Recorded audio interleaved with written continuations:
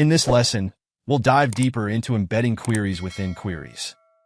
We'll revisit subqueries within a where clause, and then go on to subqueries within a select statement.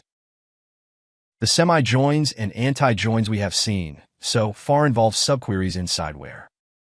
The where clause is the most common place for subqueries, because filtering data is one of the most common data manipulation tasks. Let's revisit this with some generic syntax and understand the nuances of this type of subquery. Have a look at the queries shown. Recall that the where in clause enables us to provide a list of values to filter on.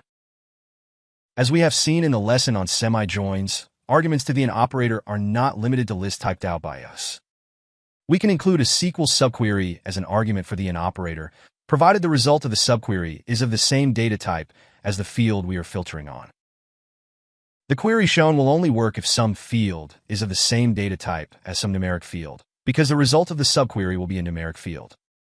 Subqueries inside where can be from the same table or from a different table, and here, the subquery is from a different table. The second most common type of subquery is inside a select clause. So we want to count the number of monarchs listed in the monarchs table for each continent in the states table. Again, let's build up our solution, step by step. The query shown selects each of the 5 continents in the states table, and the result is displayed.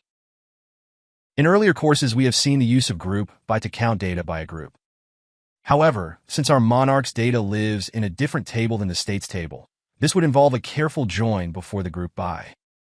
Let's look at how to do this with a subquery instead. Our subquery requires 2 things. First, it needs to count all monarchs. Second, it needs a where statement matching the continent fields in the 2 tables. This subquery follows the selection of distinct continents, and will therefore count all monarchs within them in the select statement. A subquery inside a select statement like this requires an alias, like monarch count here.